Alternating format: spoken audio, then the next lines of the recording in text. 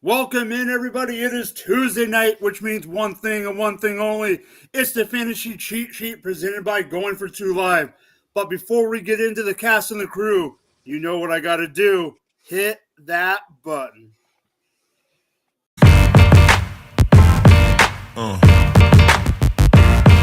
Yeah. Yeah.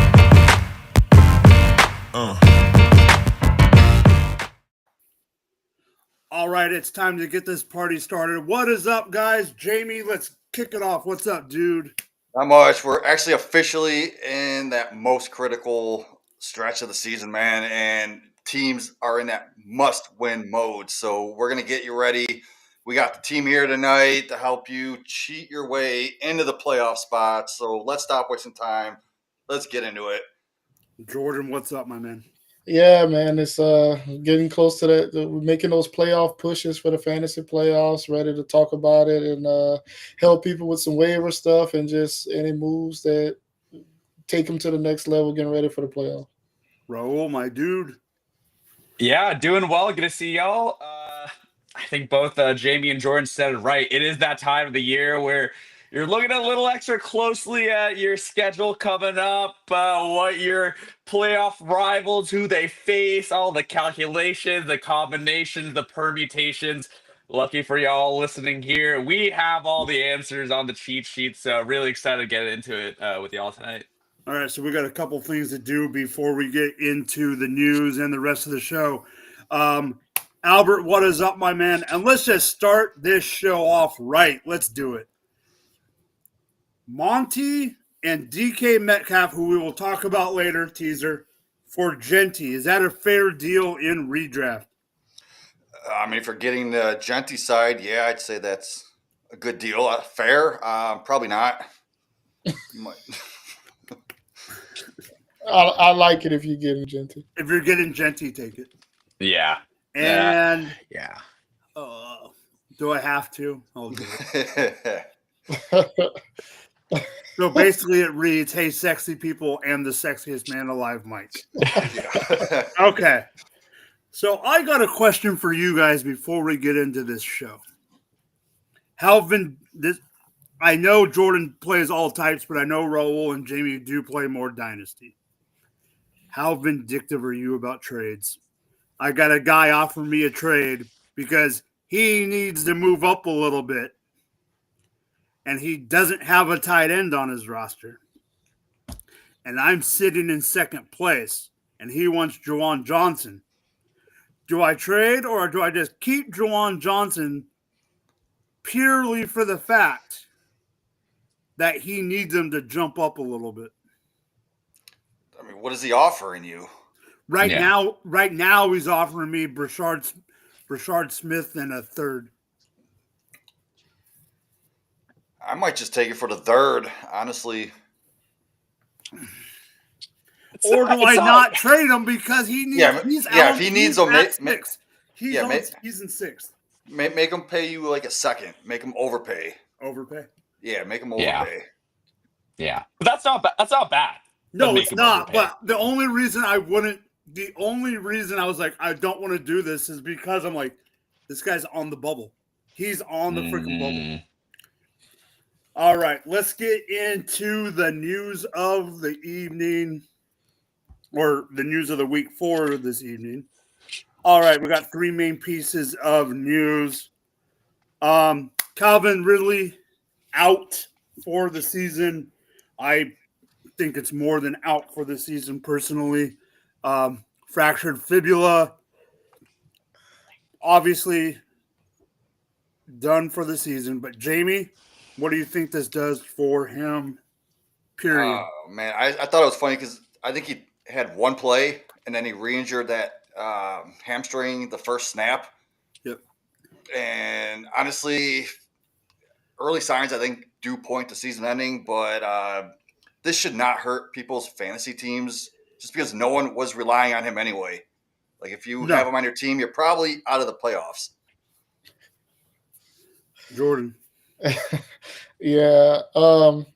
no really harm to fantasy teams at this point. I'm sure people have made other arrangements to replace him. Overall, I don't like this was just a season from hell for him. Yep. Couldn't stay healthy. I don't know what this means for him moving forward. I don't know. I'm not even going to try to speculate on that. It's just tough, and it looks like. I mean, it's possible the Titans may try to move on from him. I mean, he hasn't given them much. They're a young team. He's getting up there in age, so yeah, it's just unfortunate for him this season the way it went. But I mean, hopefully he can get healthy and try to make a comeback. Raul. Yeah, lost season for him. Feeling increasingly, I mean, if not already, you could call it a lost season for the Tennessee Titans for Cam Ward. And yeah, I mean, Ridley hadn't been playing for a while, but maybe even just for a smidgen of Ward's development, you'd have like the one veteran receiver with some like NFL credentials back for a couple of meaningless games could have made just an inch of difference heading into next year. Unfortunate, but yeah, fantasy wise, like it doesn't even have an impact. I don't think it does. No, I personally think that I think his fantasy impact is done for the rest of his life. I don't think even next year. I think he's gonna be able to play he's gonna play, but he's not gonna be someone, especially in redraft, but even in dynasty. I mean, I still have him on a couple rosters because I have the IR spots. I mean, I'm in one league that's unlimited IR, and yeah, well, technically it's not unlimited IR, but 12 spots. So it's unlimited IR. Sure. So I just threw him on there and went, look, let's just see what happens next year. And if he's on another team, I'll keep him possibly. I mean, he's probably going to be out even longer. All right. Sorry, sir. I have to bring this up. Running back Josh Jacobs was diagnosed with a knee contusion. Uncertain of the status for week 12. Jordan, you are the resident fantasy cheat sheet fan. It's all yours, sir. Yeah, unfortunately, obviously, good news because we were worried about the severity of it. So, a knee contusion is something that obviously not season ending or anything. And I do think he'll miss some time, maybe a week, maybe two. Just the way that it was phrased of we're not putting him on IR, but like that means obviously he's not going to miss 4 games, but they never ruled out missing 1 or 2 weeks. So he had been banged up. We thought he would miss a game or a couple of weeks ago. So he's just been getting banged up. So I think this may be an opportunity for them to just kind of rest him for a couple of weeks. And then we'll kind of talk about what that means for his replacements later. But yeah, tough blow for the Packers. But I think this will give him a chance to kind of make sure he's healthy as we head into the playoff stretch. Yeah, roll. Yeah, sorry. I was reading a tweet about Josh Jacobs while you were talking there, Jordan. And it's he's considered day-to-day, but could miss the game against the Vikings, is a tweet from Rappaport. And the first comment is some guy who comments, aren't we all day-to-day? And that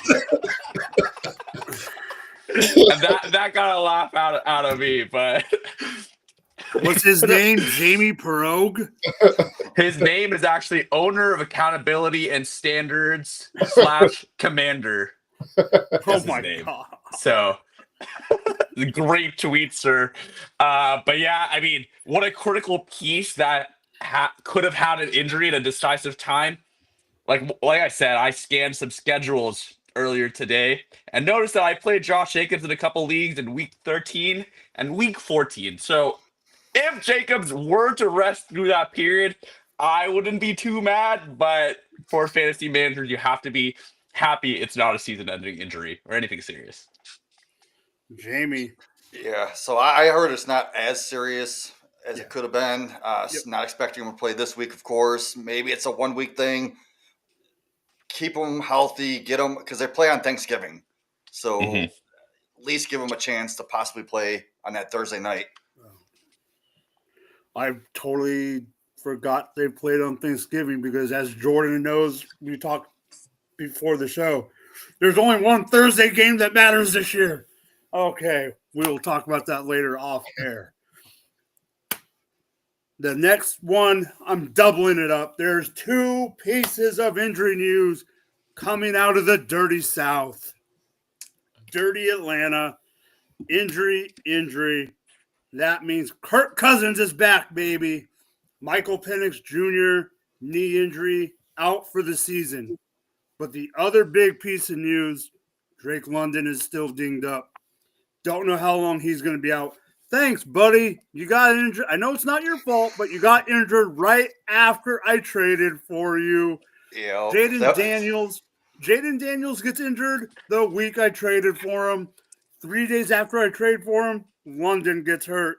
It's just the way my season is going. Raul, take it away. Yeah.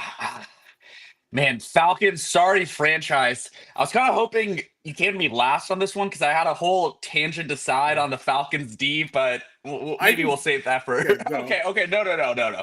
Let's have this tangent right now because I went across all my leagues last week and picked up the Falcons D. Yes, my redraft leagues still have defenses in them. Picked them up across the board because, yeah, not that the Panthers was necessarily like a matchup I extremely want to target. It's a neutral matchup, call it that, at home to the Panthers. Falcons in the next 2 weeks play the Saints and play the Jets. So I was like, man, nuts run out for any fantasy defense at this stage of the season. And obviously now locked into all my lineups, Falcons D, negative points. So I don't know what to do with these upcoming weeks. You guys can take the actual question Mike asked, but tell me what to do with the Falcons D. Drop them. You want to know why? You want to know why you dropped them? Why? Tell me why. Because they're a 2-letter word. Besides Michael Pierce, they are a dumpster fire. All right, Jamie, you take it away with the real questions. And no, yes, go. Oh, right, I will mute you if I have to because I have a feeling I know where you're going with this. No. I'll just hit on Penix real quick. And like the Falcons, when they drafted him, they gambled on that injury history he had, right? Yeah. And now he has another ACL, so both knees now are surgically going to be repaired. It's hard to believe that like the past isn't going to catch up with this guy. So going forward, like he's been up and down all season. Now, based on this 6 to 9 months recovery with his third ACL, I believe, right? Yeah. These quarterbacks, man, they usually do rebound, but not with this kind of history. So if the Falcons are gonna stick with them going forward as the 1A, they're gonna need a 1B ready for that future. So that they might need to look in the draft because Kirk Cousins, he's not going to be around that much longer. All right, Jordan, take it away. But I also want you to touch base on Mr. Drake London. Yeah. Unfortunate. I mean, Penix was up and down this year, like Jamie mentioned, but he was good for Drake London for sure. But now that they're both out, this is setting Kirk Cousins up for failure. Not purposely, but I mean, that's just he started the other game without London, and we saw how that went. He needs that extra big body target.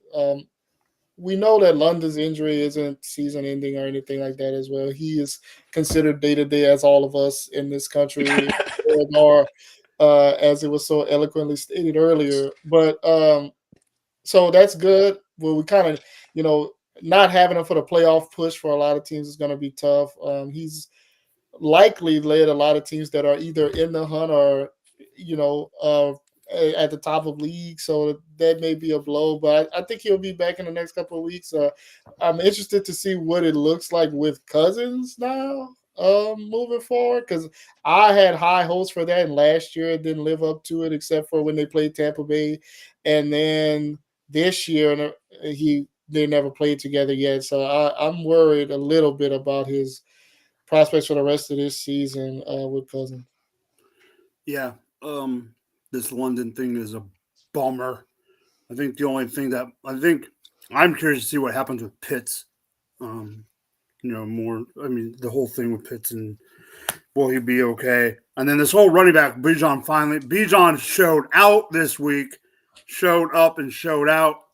Algier still did all right. So this team needs some help. This defense needs to help Raul because, I saw memes that had Dodger Stadium, the parking lot was flooded. And I saw memes that said it was the tears of the country of Canada from the whole Blue Jays thing. I think it's partly the tears of Raul being upset about the Atlanta Falcons after that rant. Man, how could I not choose to play the D that's playing the Saints this week, man?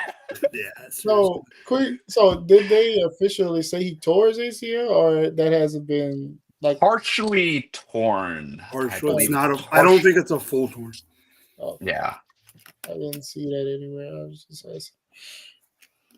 All right, so let's get into Monday Night Football takeaways. Last night, 33-16, the Dallas Cowboys beat the AAA level Las Vegas Raiders, or let me rephrase that: the Las Vegas Raiders. What a game, and not in a good way.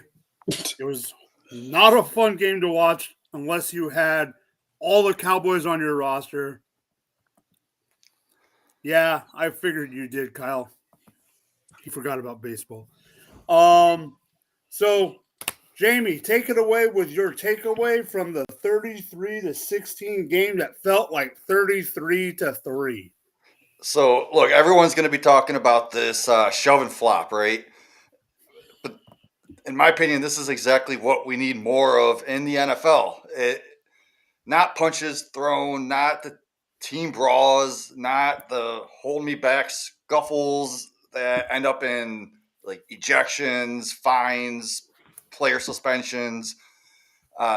So what happened was Raiders Malcolm Coons gets a little chippy after the whistle and pops Tyler Guyton in the helmet, right? And Guyton goes full Broadway, Oscar level flop. LeBron James would be so proud of him. His head snaps back, rolls on the ground, and just then he gets the flag thrown, right? Like, call it soft, whatever. I've seen a lot of people say that. Call it dramatic, whatever. It was funny as hell. And it kept 20 other dudes from throwing hands at each other. So that's a win in my book. Like, the refs, they nail Coons' social media, roast Guyton, and the game keeps moving. The stars stay on the field. The fines stay in those players' pockets. So bottom line, give me more goofy flops and fewer of those Myles Garrett level helmet smacks, because it's safer, it's funnier, and it's way better for everyone. All right, before we go any further, when I saw this on the show sheet, this is not, I repeat, not where I thought you were going with this one. I thought you were going in a completely different direction with just the game in general. And boy, am I upset you weren't in a different direction. Okay, sorry. No, I'm just giving you shit. I didn't even think about, but here's the other thing. Before the guys go, because I know how Jamie, huh? Oh, I must have froze. My bad. Because I know how Jamie is. If this was his take, it was not a great performance on someone's part because he would have figured out something to talk about during the game. Jordan, take it away. The Raiders' offensive game plan going into this game was just flat out stupid. You're going up against a defense that has allowed running backs to go crazy all year. You used a top 10 pick on a stud running back that you have. They were up 6-3 at the end of the first quarter and had one rush attempt. And then went to throwing the ball, and Geno's getting sacked. He throws a pick, and then it avalanched and snowballed, and then the game was over at halftime. They finished the game with 6 rush attempts in general. Genty didn't have a bunch of yards, but you got to give it more of a chance. Geno has been horrible all year, and putting the game in his hands when you were up is insane. And like they can't tell me anything differently. They didn't. It's not like they were having that much success throwing the ball. They should have stayed on the ground, try to limit the possessions for Dallas and that explosive offense because their defense couldn't stop them, obviously. Geno throwing interceptions, getting sacked, the field position game got all messed up just because they decided to get away from the run or not even try to run. It was just stupid, and they got the ass whipping that they were asking for. Absolutely. I mean, I was considering going off on the rant of the week on a certain somebody because of this, because Jamie, who's my number one running back in the big league, Ashton Frenton Genty, you know that. Me and you have talked about that league at nauseum, like off air, I asked you for opinions in that league. And having Genty almost makes me want to drop Genty in that league, but I can't drop Genty in that league because it's too deep of a league. No bench, but I mean, just when you have to start 3 running backs, it's just one of those leagues that I need him to score more. I need him to get 100 yards. Please. All right. Raul, take it away with yours because I 1,000% agree.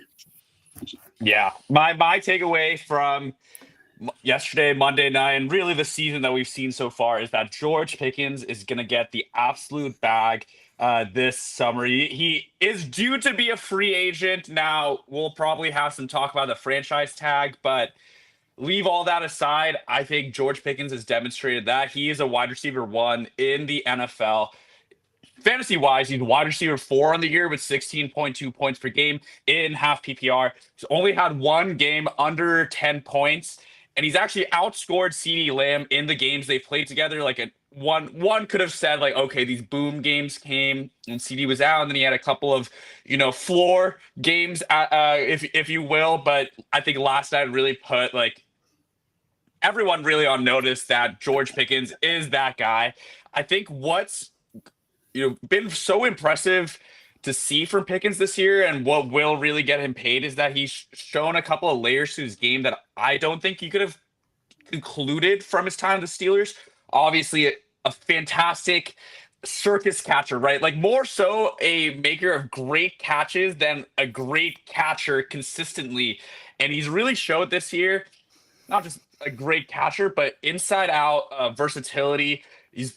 His yak threat is so dynamic for a player of that size. He is really good at taking excellent angles and curving his body to get away from defenders. He made the Raiders defenders look stupid on that 20-yard touchdown he had. I think George Pickens has really been huge hit for any fantasy owners. Huge year for George Pickens. He too got the exact run out he needed in year 4 to get paid. And I think all of those things will happen this offseason, and really long may it continue because he's such a fun player to watch. And I really enjoyed that from Pickens last night and all season. Yeah. So I agree with you on Pickens. I have him in that big league, and thank goodness he did good for me last night. What's funny is Pickens is a part of my takeaway last night, and not in a good way. Well, for him, not in a good way. I am actually going to give somebody props because I wasn't sure what I was going to do as my Monday Night Football takeaway because I didn't realize that someone put somebody on the show sheet that they want to talk about later, so I decided to pivot. Brian Schottenheimer, I am giving you credit, sir. I have questioned you as a head coach for a little bit. I questioned you as the head coach when they hired you. I questioned you as the head coach for certain decisions.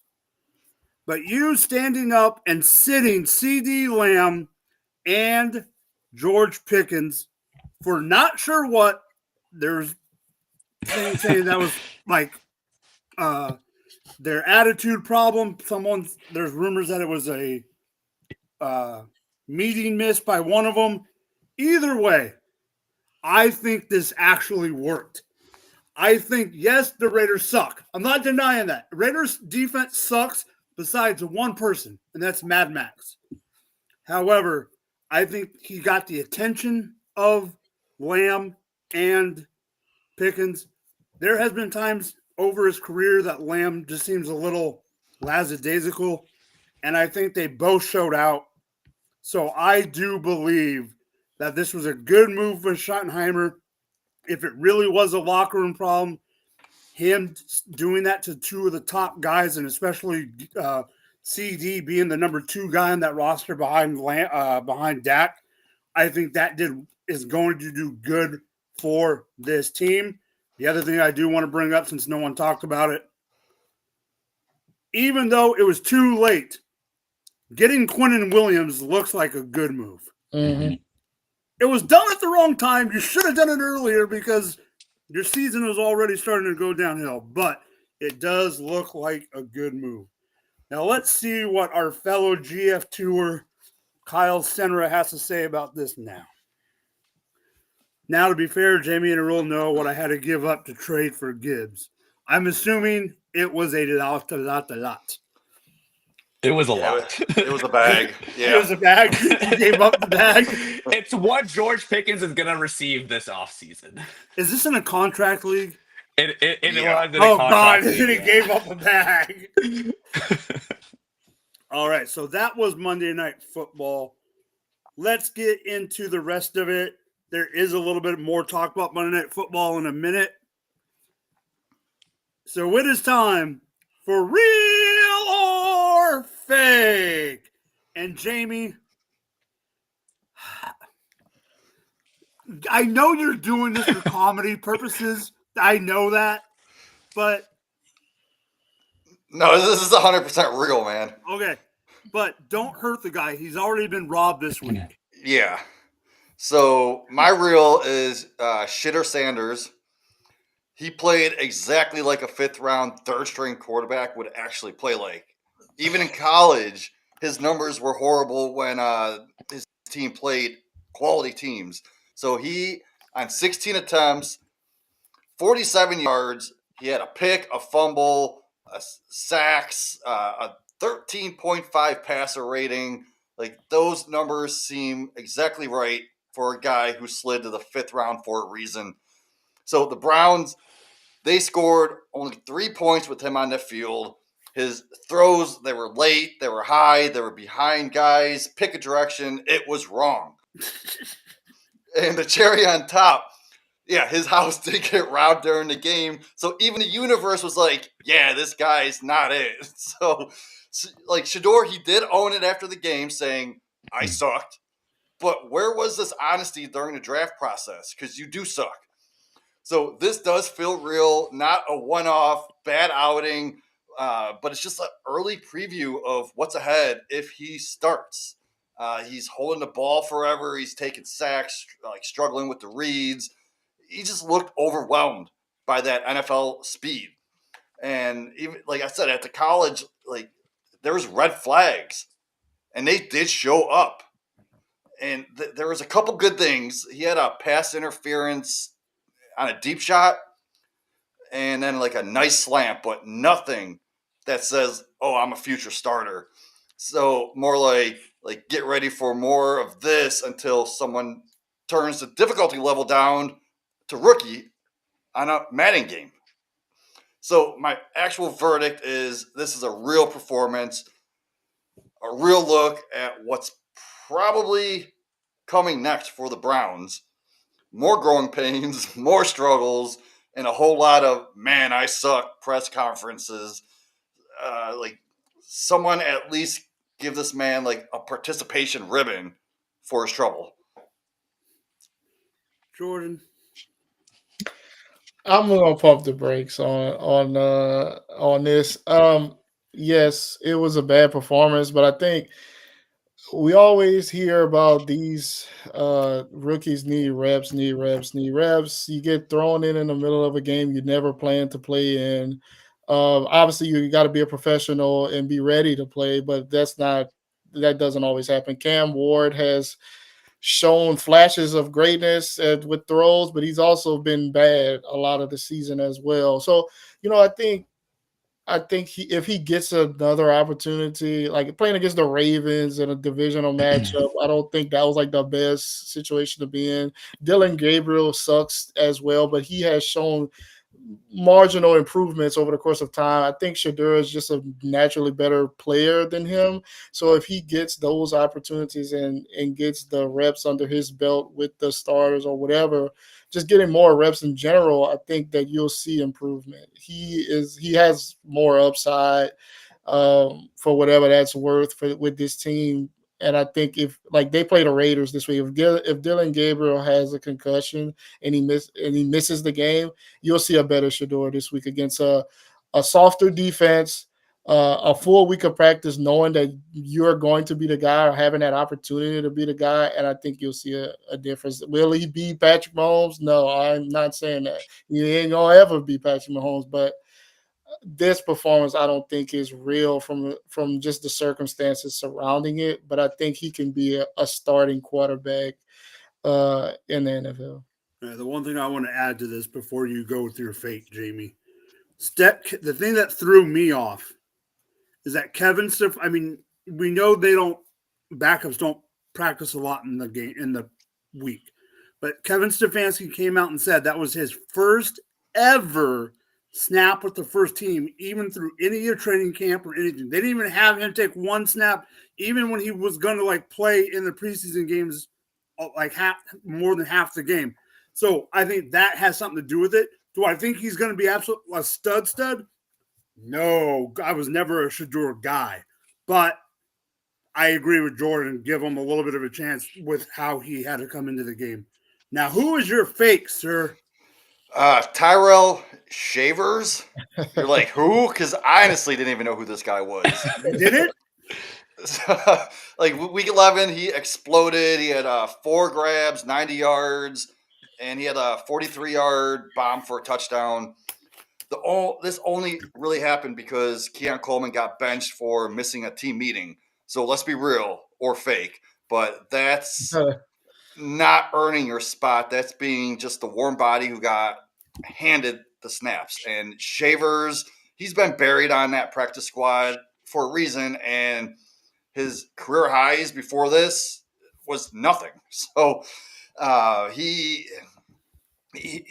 ran open routes against a Tampa secondary that actually forgot how to cover the middle of the field, and still only saw 5 targets in a 44-point game. This second Keon Coleman comes back, Shavers is right back to that practice squad, and maybe that occasional jet sweep that he does as a decoy.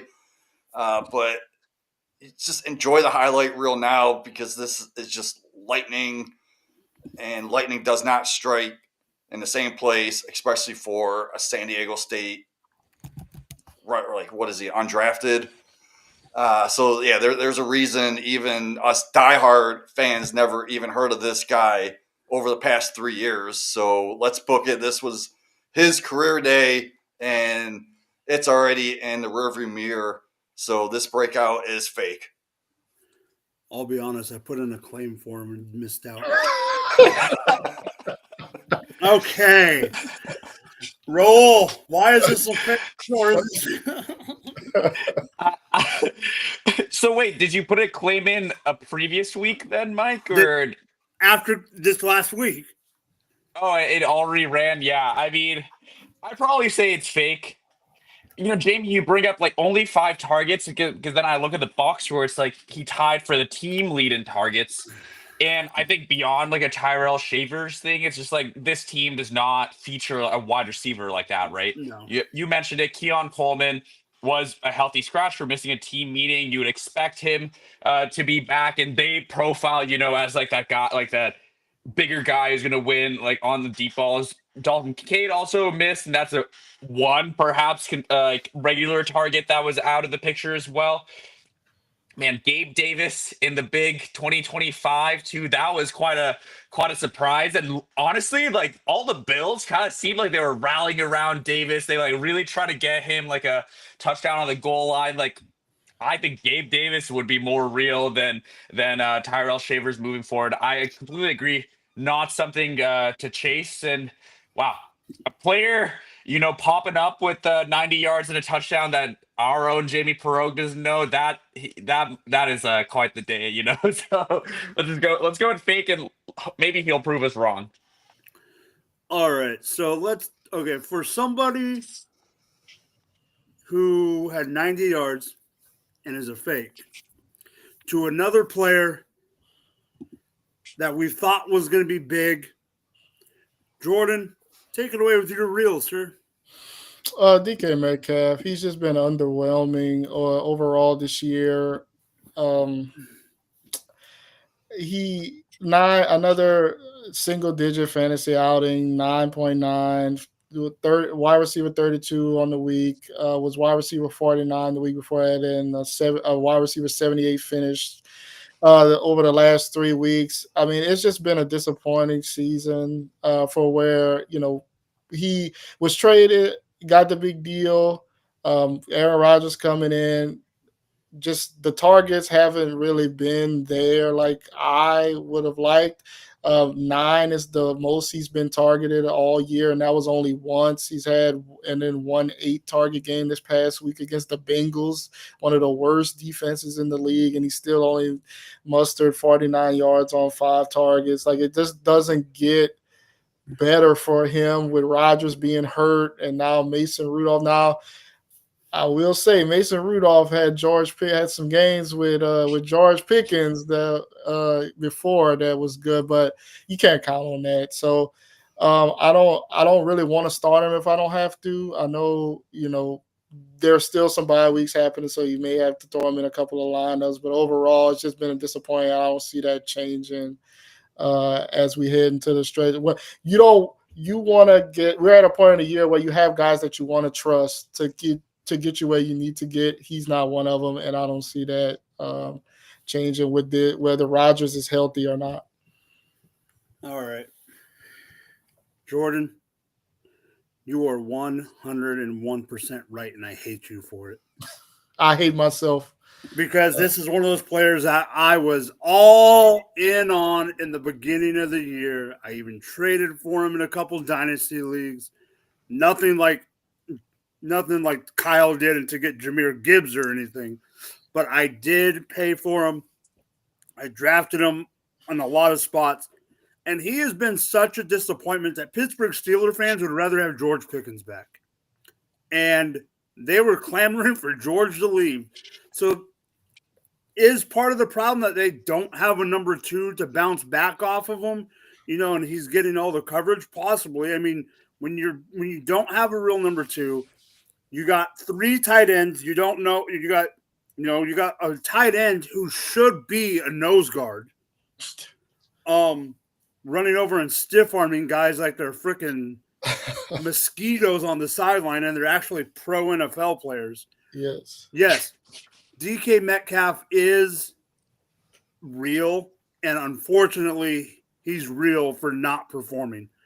So, who is your fake, sir? So this is a guy that is probably near and dear to Raul's heart at this point in time, and that is Mr. Bryce Young, who ruined the Atlanta Hawks. Atlanta Hawks. I got that Atlanta Falcons defense move for our co-host here. But Bryce Young, man, like, just looking at he has had over 200 yards 2 times this season. 200 yards passing 2 times this season. Once in week 2 against Arizona, where he threw for 300. They were coming from behind. And then this past week, throws for a franchise record, 448 yards, better than Cam Newton, with 3 touchdowns, no turnovers, finishes as QB2. I just want to read off his other weekly finishes just to illustrate my point. 25, 8. That was the week 2 against Arizona. 27, 29, 24, 12, 23, 29, 29, and 2. This is obviously a fake. You can't really. This could be the start of something better, but you don't want to trust it. And I have they want to run the ball 100 times a game, so that's where the focus is. All right, Jamie. Yeah, I agree, man. Because if you look, his only 30-plus point game in his career was against Atlanta Falcons, and that was week 18 last year. So besides that, like, he offers little to no upside. Like, before this game, his fantasy points per dropback is QB 35. Yeah. And you could only expect about like 14, 15 points on a weekly basis from this guy. So 100% agree. It's fake. Okay, Kyle, I hope you didn't pay what I paid for any wide receiver, because you probably pay for running backs more than anybody in the industry. You are a running back guy. I know that. At least not in conventional superflex formats. All right, Raul, I love this take. Take it away with your reel. Before I go into my real Falcons defense, I have to address the the whatever you call it from Jordan, the little lob grenade over in my direction. Another tweet that I'm reading some on the side. Entering week 11, the Falcons defense had allowed 162.3 passing yards per game. And Bryce Young had 448, nearly triple that in a week. That's just the game we played, man. And now I have this major conundrum. Let's go on to what I think is a much simpler topic, and that is Jameson Williams is real of being back to his status as a fantasy stud. Would you ever call him a fantasy stud? I don't know. There was this whole breakout planned and then breakout, put on pause. But now I think with Dan Campbell back calling plays, Jameson Williams is going to be a fantasy difference maker down the stretch. Campbell himself has spoken up about the need to get JMO the ball, and now he's had 3 games in a row with 6+ targets. I think 14 was his lowest scored in those games. Yeah, 14, 20.9, 17.7. Really, the difference, I think, is in the usage. Jamie and I spoke about this on the Dynasty Six-Pack a couple of weeks ago. But in the opening 5-6 games of the season, Jameson Williams' target area of targets had changed from having a regular supply of short area targets with yak opportunity, those kind of crossers where literally once you get the ball in his hands like 2 yards past the line of scrimmage, no one can catch this guy because he's one of the fastest guys in the NFL. As the season started, Jameson was put in that kind of role that we love to typecast him as just a deep threat. The usage backed that up. He was only being used exclusively on a few deep bombs that they just weren't connecting at the start of the year. Dan Campbell has brought back these short area gimme targets for Jameson Williams that he can do so much damage with.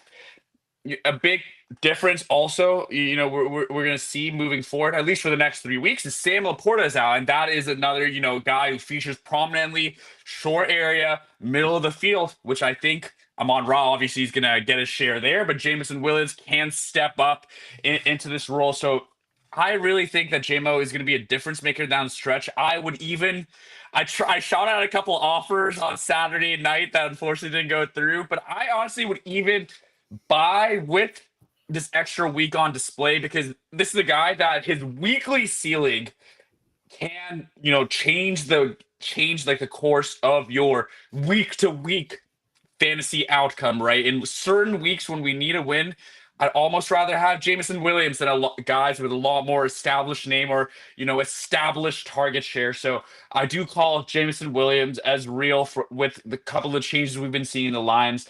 What do you think about that, Jordan? Yeah, I agree, man. I think, like you mentioned, those factors, when you add up Dan Campbell talking him up all offseason, and now he's starting to play with the Sam Laporta injury, I think it's just a recipe for him to get those looks, those opportunities that we want. He has the talent, he has the speed for sure to be successful, and I think that they'll need that. The Lions have been sliding on offense, and I feel like that is getting it to your guys, your studs. I think you're going to see them be more effective moving forward. And I think it starts with Amon-Ra, him, Gibbs, those three guys. I think you'll see a lot of them. And I think, you can count on him moving forward. I want to try to buy him in the leagues that hasn't hit the trade deadline yet, just to kind of make sure I have that, because I think it'll be the Lions offense will be clicking in a few weeks.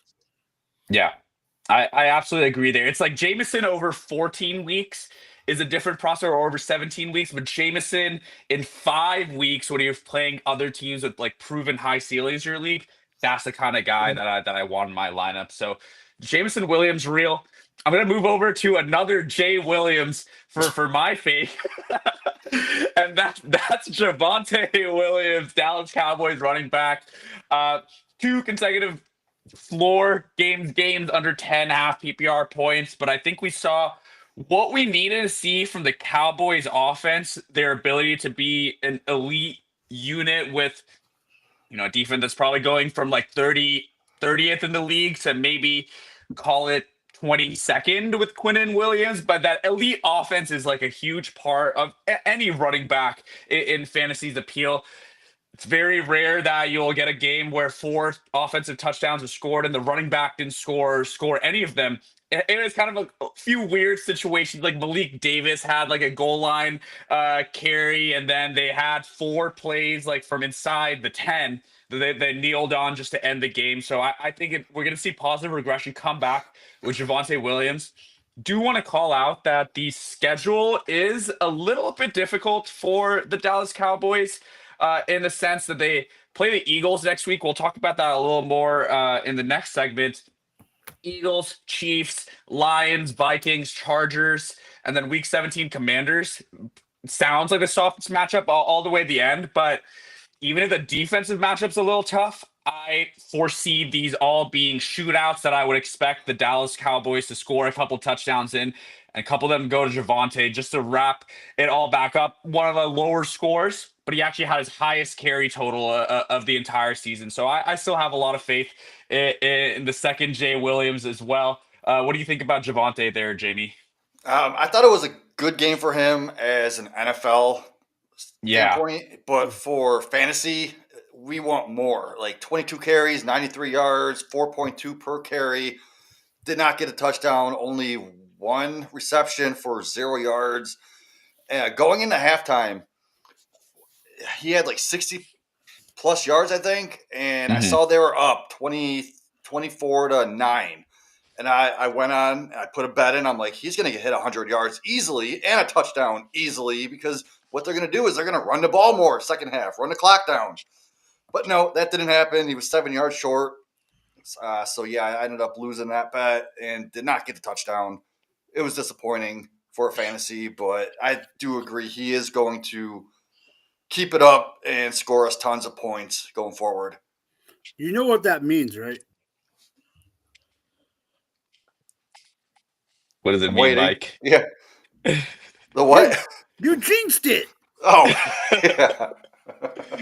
I don't have any Javonte Williams guys. Like he was not on the trade. I did not expect to see the fantasy production. I did not expect to see this guy legitimately look electric on the field. So hey, JB, if you jinxed him, you jinxed all my enemies there. So I wouldn't be too upset about that one. Let's be real here. The real reason I don't have more shares of Javonte Williams is because the shares I have are in Dynasty, and I gave up on the Cowboys backfield after what's happened the last 2 years to me and Jordan. Yeah. Period. All right. Speaking of Jordan, and not our Jordan here, but a Jordan who went to college in California, a Jordan that plays in the purple and yellow, gold, whatever. Jordan Addison is my real player of the week. And you're probably thinking, Mike, he was wide receiver 25 on the week in half-point PPR. Yeah, I know. He finished with 9 points even. His highest totals of the season were in week 7 at 17.3, week 4 and 13.4, and in week 5 in 12 with 12.6. Mind you, he was out weeks 1, 2, and 3 because of the suspension, and week 6 was the bye. Here's the problem. Anyone can answer this. Who was his quarterbacks in week 4, 5, and 7? Wentz. Mr. Carson Wentz. Correct. The problem with that is this. The last 3 weeks since J.J. McCarthy is back, his highest total is 9 this week. 7.4, 5, and 9. Jordan, I put you, who did I put for this? Raul. Yeah. Here's the problem, Raul. I know me and Jordan talked about this at the beginning of the season. We're concerned about what would happen with this offense. Mm-hmm. This, to me, is the norm, what we're going to see. Just like Jordan was worried about DK Metcalf in his reel, I'm worried that right now for this year and this offense with J.J. McCarthy, this is what we're going to get from Jordan Addison. Yeah. I completely agree with you. Jordan Addison is just a guy that I have not been in on, and sometimes it's been, to my own detriment because he's had great seasons, great individual weeks. But I've agreed with what you, Mike, just said, and Jordan said at the start of the season that this ancillary piece of the Vikings offense are just going to struggle with JJ McCarthy at quarterback. Man, the main piece of the Vikings offense, Justin Jefferson, is really struggling in the JJ McCarthy offense. It's hard to have any confidence in Addison moving forward. And yeah, if it weren't for a touchdown in absolute garbage time, we would talk about what is that, a three-point performance in half PPR? So yeah, I completely agree with you there. Awesome. All right, so now it's to my fake, and I'm sorry that I had to put the fake, but I'm not sorry that I put this person to talk about the fake. It's Christian Watson. And here's the thing. I will admit I am a little bit biased because out of all of the wide receiver, pass catchers and wide receivers in the wide receiver room, Christian Watson is not my favorite. I'm not a Christian Watson guy. I've always been a Reed and Dubs guy more than Watson. But he finished as WR5 on the week with 4 receptions. Why? Because he had 2 touchdowns. He had 4 catches on 5 targets, 46 yards, and 2 touchdowns. In week 8, his first game back, 4 catches on 4 targets for 85 yards and ended up as wide receiver 30. This time, same amount of catches, half the yards. If it wasn't for the catches or the touchdowns, he wouldn't be WR5. But say you take 6 points out. If you take 6 points out and he ends up at 12.6, he would end up being WR15, right in between T. Higgins and Trey Tucker. That, I would say, is real. But I can't take it at even close to being real to be a top 10 wide receiver 5 area. And with Jordan Reed coming back, I think that's good. I don't know if that's going to eat into it or not. But Tucker Kraft is out. We all know that. But with Reed coming back and just the ancillary part of it being a 2-touchdown game, I don't see this repeating. Jordan. Yeah, the 2-touchdown part, I agree with you on. He had 5 targets, but Jordan Love only threw the ball 24 times, so it's still like a good target share for a low volume game. Looking at the schedule, they play the Vikings. I don't know. That might be a defensive battle, so it may not be a lot of pass attempts there. But he is the red zone guy, and that's valuable. Without Josh Jacobs potentially this week, they may look to pass a little bit more. So that goes in his favor. I think he has had a lot of time with Love, more than Matthew Golden and these other guys, most of the other guys. So I think they trust him. He's the deep threat. He's a red zone threat. That leads to good things. but I don't a top 5 receiver, no, but I do think that he is the receiver that I like the most for fantasy purposes while he's healthy. Just for those things that I mentioned, speed, size, red zone. Dobbs is a close second, but I like Watson more. I just like him as a player more. Not to get like Zach from the old from the old crew, Oh God. but definitely, I think he can. If he's healthy, man, he can put up good, decent numbers. That's like a wide receiver 3, I think, in most weeks. Yeah, for sure.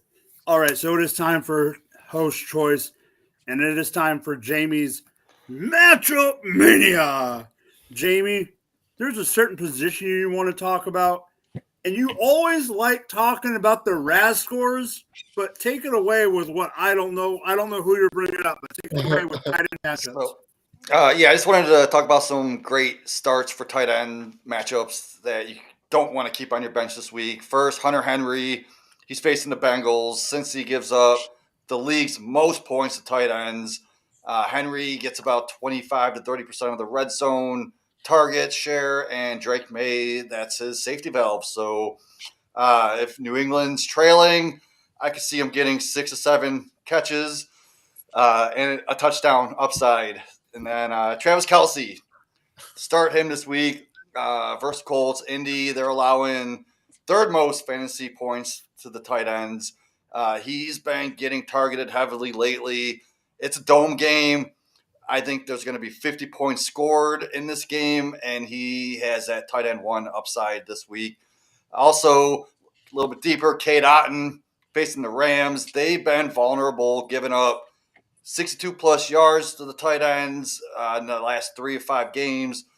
And he plays 33% in the slot, so I can see Otton getting 70-plus yards and touchdown potential. And then, Dallas Goedert at the Cowboys. Give him a floor of at least 12 to 14 points this week. Dallas, they allow 20 points to tight ends the past 2 games. And Goddard, he already dropped 7 catches for 44 yards on them in week 1. So with Hurts, they're giving Goddard 25% of the tight end targets. So I think he's a sneaky tight end 1 this week. I'm avoiding Jake Ferguson. First, the Eagles, because those linebackers are elite in coverage. They give up the second least amount of points to tight ends, so try to find someone else besides Jake Ferguson. Also, I'm trying to avoid Schultz this week, playing on Thursday. I know 5 of his last 6 games, he had over 10 fantasy points, so you might be tempted to start him. But the Bills, they allow the least amount of points to tight ends, and we all try to avoid those Thursday games anyway. And then, so I gave you 6 tight ends. I'm going to give you the 7th. Try to avoid Juwan Johnson. He's facing the Falcons. I just wanted to throw another bomb on Raul because the Falcons, they do allow the 3rd least amount of fantasy points to the tight ends. So unless you're Tyler Warren, I don't think you're going to score big against them. The last 4 games, Juwan has been a top 12 tight end, but just temper expectations this week for him. And that's it. Yeah, Zach is Christian Watson as Jamie is Roshan Johnson. That's correct. That is so correct. That is so correct. All right, it is time. Make sure I'm right on this one. It is right time for Jordan's crystal ball. What do you see there, buddy? And I will have before you go. Last night I woke up at 3 a.m. with a comment in the group chat with who's going to talk about a certain 2 players. And you're lucky that I did not comment because it was not going to be a nice comment. But Jordan is taking one for the team. Take it away, Jordan. As long as this guy is starting and playing, there will never be an episode that goes by where Jacoby Brissett will not be mentioned. So I'm going to keep the streak alive. This dude has finished in the top 12 every week he started this season. It's not changing this week. It's not changing this week with the Cardinals playing against the Jaguars. Brissett, just even they throw the ball a lot of times because they are trailing. But even in neutral game scripts, they're throwing. The running game is horrible. The Jaguars can't stop the pass. One of the worst teams against the pass. I thought Justin Herbert would go off this past week. Obviously, he disappointed. His offensive line issues kind of led to a lot of those issues. But Brissett is going to be flinging it all over the place, whether Marvin Harrison is there or not. He's going to throw for 300. Whether they win or not, who knows? But he's going to throw for 300, and those weapons are going to get fed. And he's going to just keep putting up another top 12 finish. I like it. So last week I had him as a top 12, and Topher called me crazy for putting him there. And after he put up those points, I was crazy for having him too low. However, this week I do have him at 15, just because of the people above him. I can't put Daniel Jones. I'm still shocked you have him at 15. Well, I mean, Brock Purdy, Dak, Daniel Jones, Flacco, Mayfield.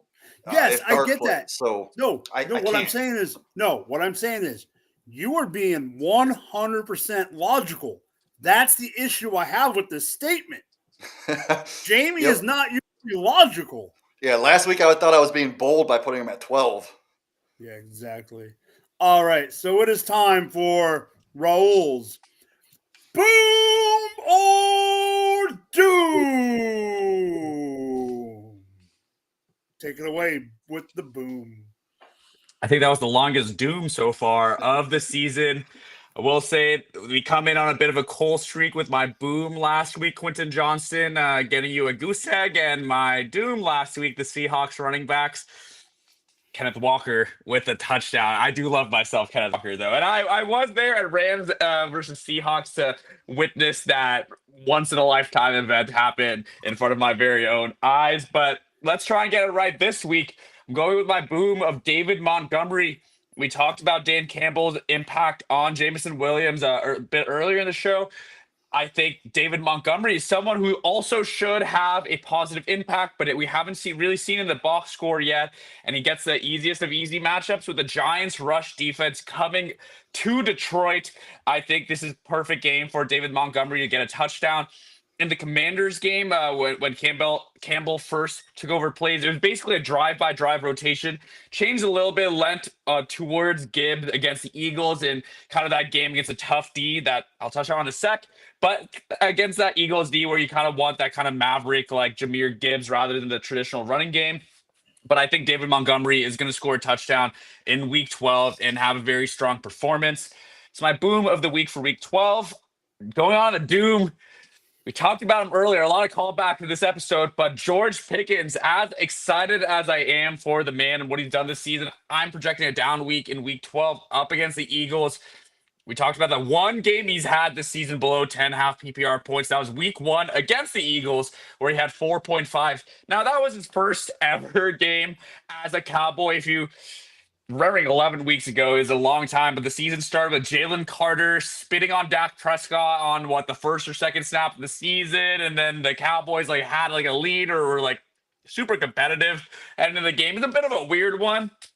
But the Eagles D, whether they were fake back then, they're certainly real now. They've shut down the Packers offense, they've shut down the Lions offense, and I hope they don't shut down the Cowboys offense because I have a lot of pieces that need their points, But George Pickens is one that I think will be relatively locked up by Quinyon Mitchell. I'd more look for this to be a CD Lamb game. Jamie talked about Jake Ferguson also perhaps getting clamped up. It's going to be a tough matchup all around, but certainly one that I don't think Pickens is going to have the performance we've kind of been spoiled with and used to this season. Projecting a doom game from George Pickens. Yeah, I agree about Pickens. All right, and now it's time for that time of the week we all look forward to. So grab your popcorn and buckle up because, Mike, it's time for your rant of the week. All right, so I'm going to preface by saying I did not know what I was going to talk about. But when I was going through the news for the day, it clicked. Because when I saw a quote that said, quote, I never opened my mouth to that guy. I'm sorry. Jamar Chase, you were caught on camera. What do you think? That you did not spit on Jalen Ramsey? Okay? Yes, Jamar Chase got suspended for 1 game. I am okay with that in a football sense. Here's my problem. You go out and you say that you didn't do it, you didn't open your mouth, blah, blah, blah. Jalen Ramsey gets thrown out of the game for throwing a punch. I'm going to ask the same question that I heard multiple times on TV and on podcasts. Did you not think that your game was being recorded?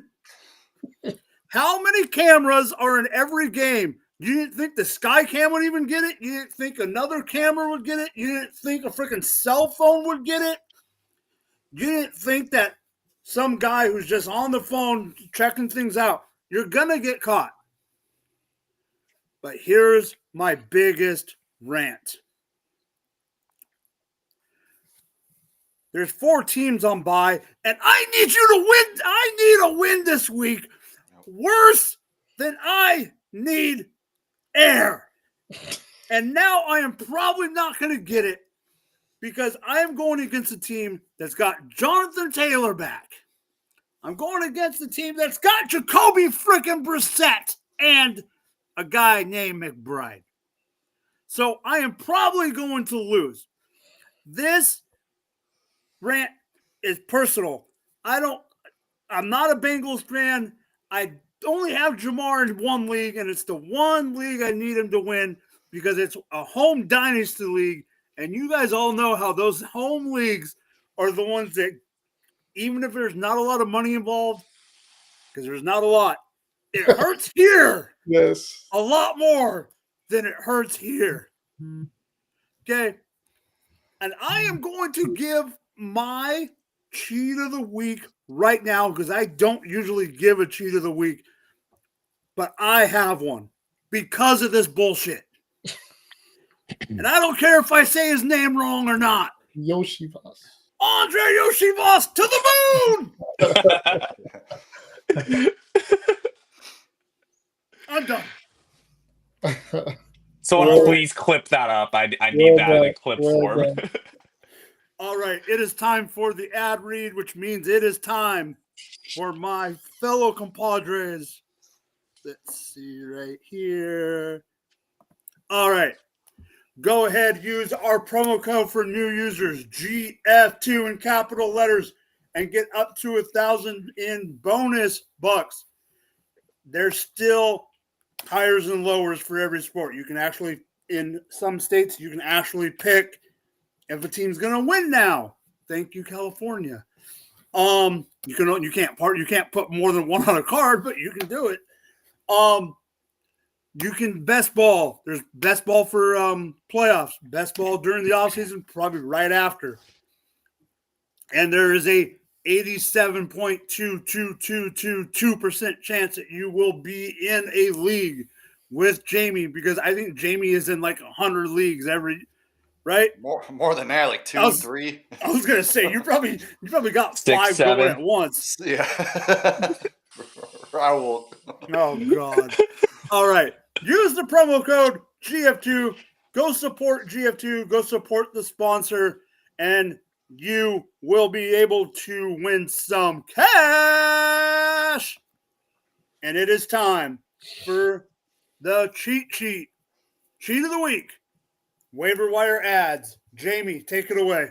Yeah, I got a couple. I'll make it quick. Alec Pierce, still not rostered enough, around 50% of leagues. He's a must-add. Coming off the bye, you might be able to get him. Trey Benson, barely over 60% roster. Still, go see if he's out there. He has that RB2 value when he returns. Jaden Reed, one of my favorite, mustache. Get him now. Bretton Strange, another one if you need a tight end help. And then, Raul, this one's for you. Brandon Ayuk. This should be about the expected timeline return, right? So what do you think? Are you picking up Brandon Ayuk finally? Because I know you loved him. I mean, I'm closer to dropping him from the teams that I've painfully carried him all season. Man, it might even be a redshirt season. I have no clue. I'll believe it when I see it, man, on that one. Yeah, the Wilson guys, Emmanuel Wilson with Josh Jacobs' injury, and then Michael Wilson with Marvin Harrison. He may be back, but you can pick him up just in case he isn't ready to come back from his appendectomy is what he had, I guess. Yep. So yeah, those two guys, pick him up. You can play Wilson this week for sure. Emmanuel Wilson this week for sure. May be able to play both of them. And Raul. My cheat of the week is obviously once people have dropped them enough, the Falcons D pick them up for the next 2 weeks. But no, listen to listen to you guys. I hate to be that guy, but none of those guys y'all named are available in my leagues, obviously. Oh, so God. I gotta go for a real deep one. This unlocked a memory I had locked away, but I was like scanning through some box scores. Isaiah Hodgins on the Giants popped up with 6 targets. He was wide receiver 28, like 10.7 points. I was like, that name sounds like oddly familiar. And I look back, and in 2022, in the last 5 games of the regular season, he was wide receiver 22 in 4 or 5 games. One wide receiver 7 game in week 17, week 16 on the Giants. Him and Richie James, man. Richie James, this Giants wide receiver duo won me some random dynasty championships that I had to pick up waiver guys for playoff weeks. In your real deep leagues, take a look if Isaiah Hodgins is there. He's produced when given opportunity on this team. And Darius Slayton was injured. You have to say that. Don't know if he'll come back, but little tidbit. When I was researching Darius Slayton tonight, he just got engaged to an Olympic track world champion. Good for you. Congratulations, Mr. Darius Slayton. But maybe take some time to relax so we can get Isaiah Hodgins onto our teams and perhaps in our lineups. Well, since your nickname is Brandon Bayuk. All right. And yes, Kyle, I caught what you were doing, so I waited for you to fix it, and you did, so we're perfect. I caught you. I knew what you were trying to do. I knew it, so that's why I just waited. All right, it has been a good show, like always, with these 2 gentlemen and Jamie. So let's throw it around the horn for the sign-offs, and then we will get the heck out of here. Take it away, Raul. Yeah, honestly, great episode, guys. One of my favorites so far. I think we walked through enough calculations, combinations, and permutations to help not only each other, but all the listeners out there win Week 12 and power through to the end of the fantasy season. Guys, it's we're in the final stretch, so let's go win those leagues. But yeah, thank you, everyone, for listening, and thanks to y'all for another great episode. Yeah, good show. Get those waiver claims in. Like we said, crunch time, making sure you're staying ahead of the competition. Come back next week and we'll talk about it some more. Jamie. Yes, make sure you go out there and win. Don't lose, because no one likes a loser, especially if you're trying to get a date. No chick's going to want to go out with you if you lost your fantasy league. Most girls are going to question how many leagues you're in. All right. What a great show. I just have to give Jamie a hard time, but you guys always know where to find all of us. For Raul, for Jordan and Jamie, I am Mike. Have a great night and peace out.